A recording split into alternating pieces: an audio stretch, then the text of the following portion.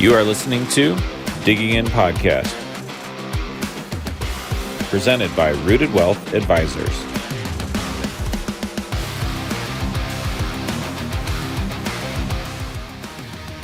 Hey everybody, we're back with another episode of Digging In, presented by Rooted Wealth Advisors. I'm your host, Kenjo Kelly, helping you answer those questions leading up to and through retirement. Today, I'm joined by a very special lady I've known for a few years now. She's the Director of Operations at Rooted Wealth Advisors. She's working on a world tour of her own, which we'll ask her about. But she's not doing those things. She's always got her nose in a book and learning something. Ladies and gentlemen, Hilda Miranda. Hey, how you doing? Hey, Kenj. Good to see you this morning. It's good to see you. How you feeling?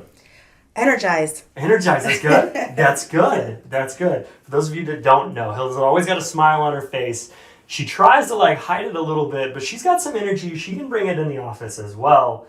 I want to get into a high level of what you do at Rooted Wealth Advisors. I come in and I help trying to direct a team of very driven individuals, and that's as simple as I can get, I believe. And you're selling yourself short. You're selling yourself short. Because you do a lot more than that. You're behind the scenes with every major project. I know you've got Zach's ear on everything going around. There's a lot of moving pieces behind the scenes that I don't think clients realize. Everything that we're doing here. I look back there and you're juggling like you're in the circus. You've got a million different. Is that how I look to you? Things in the air. But you've always got a smile on your face, and you're always dealing with it really well. And on top of that, you have to put up with my shenanigans every once in a while. So that's the fun part. You're nothing short of a saint for doing that. Let's dig into it a little bit. I know you're not a financial advisor. You work for the financial advisors, right? But I think it's always interesting to kind of go back and talk about money growing up. Were you the kid that saved money? Were you the kid that spent money? Were you always asking your mom for money? Did you have a job at a young age? What's your first memory of money? So I grew up in a family that my mother was a single mother raising 5 children, and there wasn't really a lot of money. So I didn't get an allowance like my friends did. And the little money that I did get, yes, it was saved. But we used it towards the family. Any extra money was always used, anything to help with the family. And that never changed until I got out of high school. And my first job actually was when I was 12, and I was helping my mother at restaurants after they closed, cleaning up the restaurants. We did a cleaning service, and I even remember working on the weekends with my mother, helping out. And I should give me a little bit of it, but that was mainly, once again, to help the family out. It was like a chore, right? Right. It's a chore. You want to eat this week? Then it's a family you're duty, gonna right? Exactly. That's I have a story like that too. Growing up, my dad was in agriculture, right? So I remember going out and walking cornfields and bean fields with him. I was probably in 3rd or 4th grade. After baseball was over, we'd go do it and get in the truck, and I learned how to take field notes and stuff like that. But and then maybe at the end of the summer he'd buy me a Game Boy game or something like that. And then I turned 14, and he hands me the sheet of paper, and he's like, "Hey, have your mom fill this out when you get home." And I was like, "What? What's this? I'm getting paid now? I have to keep my money. I'm getting paid by the hour?" I look at it with fond memories now. I was helping out my dad, just like you were helping out your mom. But I didn't need the money at that old, and I just enjoyed hanging out with my dad and spent that time. So maybe a little bit different twist there, but you helping the family. There's no silver spoon here. There's right. And that's what I love about Rooted Wealth Advisors. From the top down. We might wear suits and we might look nice now, but everybody's very blue collar. I roll up my sleeves now, not because I have to, but to remind myself to just right. Dig in. That's who I am. I'm just gonna dig into it and get it done. And I love the attitude. John talked in a previous episode about going to the school of Zach Gray. Yes, I grew up with Zach Gray to a certain extent. So yes, I've learned a lot from Zach, and I feel like my finances have only gotten better because of him. Because of the way I was raised, I was never taught on how to take care of my finances. Right, and that's that's not a class that's taught in school now. No. Like personal finance is just not taught. Like you might get the economics or even home ec, but none of that really teaches you how to set up a budget or like what retirement should look like. Like you're fairly young, like you really don't care. You're looking at like, do I have enough money to go to the movies with my friends this week? Or like, do I have enough money to help my mom with rent or something like that? Like something a little more serious. So now the fact that we can like help people with money, right? That's, to me, that's huge. Yes, it is. What do you enjoy most about actually getting to dig in and help people with their money?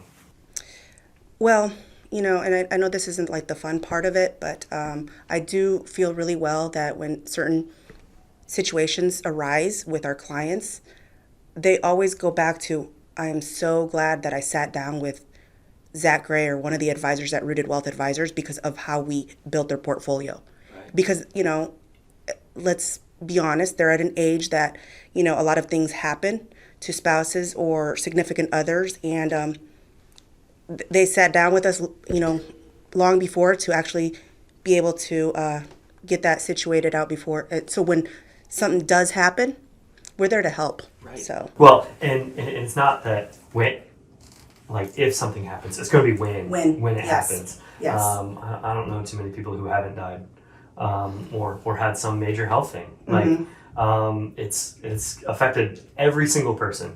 And so to have that plan in place, like before you get to that stage, to know, if not for yourself, for your loved ones, that you can actually pass that on to them and like for them to not have that burden is so important. And I know you've seen that firsthand. Yes, I've seen that in the past few years. It just, and especially since the situation that we've been in the past couple of years, it's happened even more often. It's sad, but it also feels good to have the family come back to us and just appreciate and know that we did the right thing.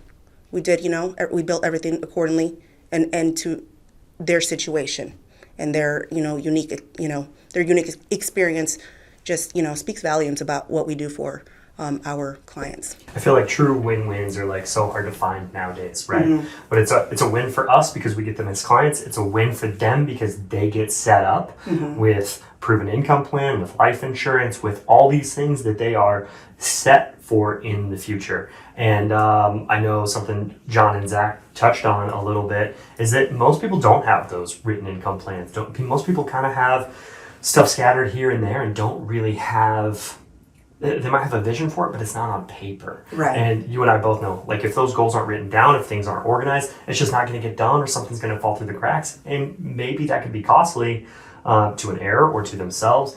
It's so important just to be able to sit down and even have a second set of eyes. If the advisors on the team can't help you, that's great. That means you've done a good job. They're going to pat you on the back, give you a high five, give you an attaboy, and then you feel good about yourself. But it's like a second opinion from a doctor, right? It's not going to hurt. It can only help. Maybe they can uncover something that's been missed before.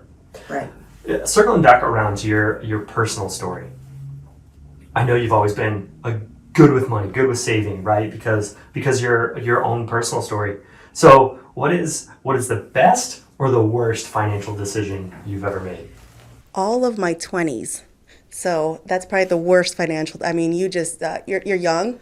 I was living in another country. I moved when I was 18 to Germany, living on my own, and I did a lot of traveling. So I wouldn't say that's exactly the worst, but I do know that I was offered, the 401k plans, and I did not buy into it. I kind of wish somebody was there tapping on my shoulder because I spent about 5 years in Germany. Right. I wish somebody would have been there and been like, take advantage of it, Hilda. Save a little bit more. You don't need that extra trip. And the best is probably, I opened up a few retirement accounts that Zach suggested, and not many people think about this, but life insurance. Yeah. Wow.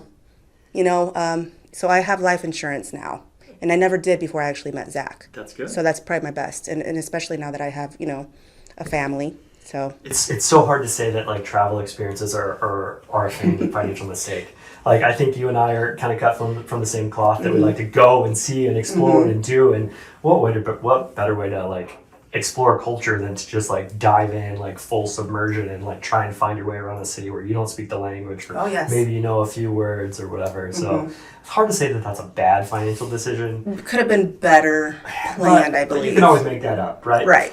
As opposed to like if that bad financial decision is made later in life, you have less time.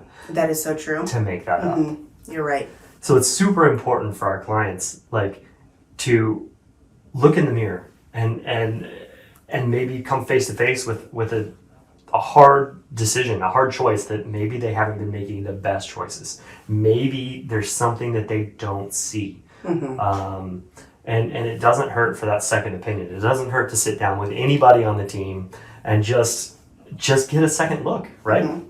What do you look forward to most coming in the office every day? As a team, we come together on Mondays and kind of just reconvene after the weekend and decide what our goals are for the week. And I just really love that connection that we have with our team members, because not many companies and not many places you work at actually take the time to sit with each other. Not only that, it's a good time to actually air things out, and brainstorm. And that's what I love about, coming in on Monday, and it's about growth. What can we do better for our clients? You guys are a family. Correct. You guys are a small family. Like, I've been a number before, right? Just an employee with a number, like no big deal. But like here, like everybody really is family. Has a voice. Which is really fun. And you get to be like the team mom. We do have a young team, don't we?